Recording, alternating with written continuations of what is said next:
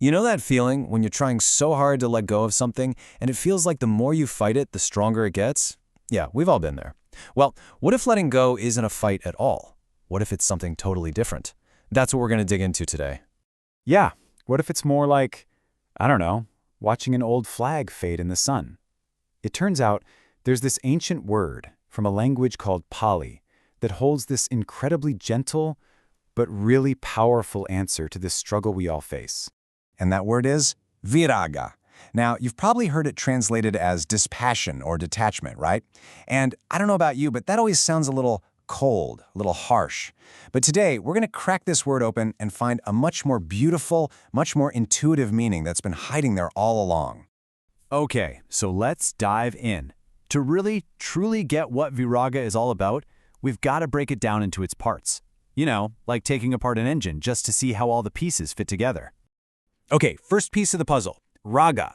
Now, a lot of the time, you'll hear this translated as lust or greed, but the original, the more fundamental meaning is actually dye or color.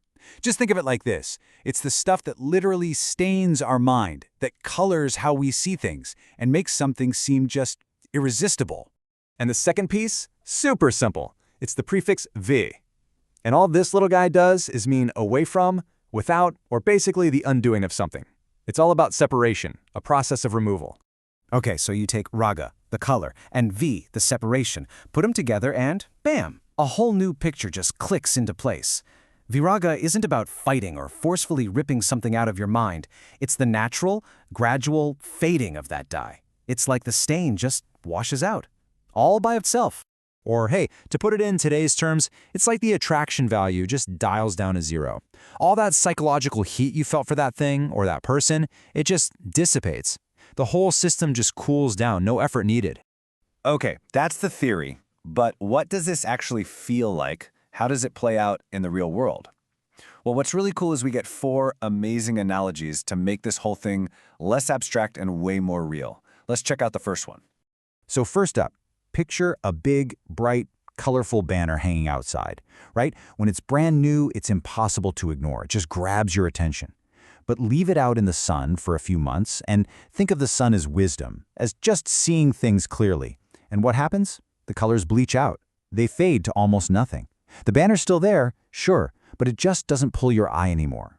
That faded, decolored state, yep, that's Virāga. Or what about this one? It's perfect for our digital age. Think of desire, raga, as a photo filter that cranks the saturation slider all the way up to 100. Everything looks super vibrant, almost overwhelmingly stimulating. Well, Virāga is just grabbing that slider and pulling it all the way down to 0. The world doesn't go away, it just becomes grayscale. You're just seeing the raw data without all that extra sticky color. And when that happens, your system doesn't overheat anymore. Okay, this next one is fantastic. Desire is like a red-hot iron. It's glowing, it's full of this intense energy, and it is dangerous. You touch it, you're going to get burned.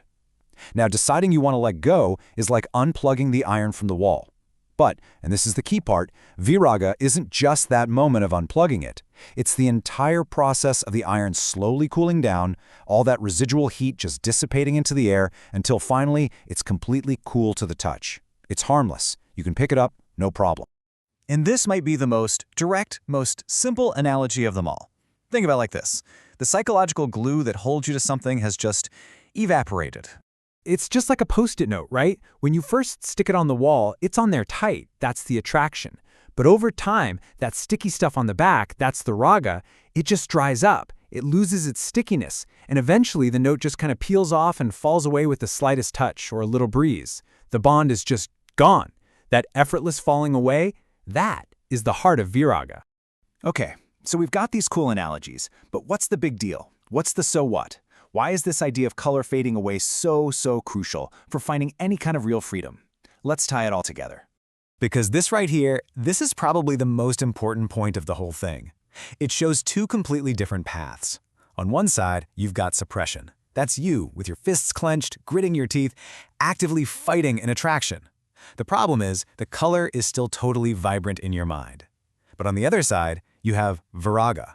And here, the attraction is just faded away, naturally. The color is gone. And if there's no color, there's absolutely nothing left to fight. Do you see how big a shift that is? This isn't about forcing yourself or being good or some kind of moral struggle. It's way simpler than that. It's the natural result of seeing something so clearly, so completely, that it just isn't attractive anymore. The appeal isn't beaten down, it has simply vanished. And that is where this all leads. That's the payoff. Because when all that dye, all that raga has finally and completely faded away, the mind becomes clear. It becomes transparent. It's not stained by likes and dislikes anymore. And in that wide open, transparent space, that's where true, unconditional freedom, what's called vimutti, can actually happen. So I'll just leave you with this question to mull over. Think about your own life. Instead of always fighting, always pushing things away, where could you maybe stop fighting? Where could you just let the sun of your own awareness shine on something and just let the color fade, all on its own? Where could you find a little bit more freedom, not by fighting, but just by letting go?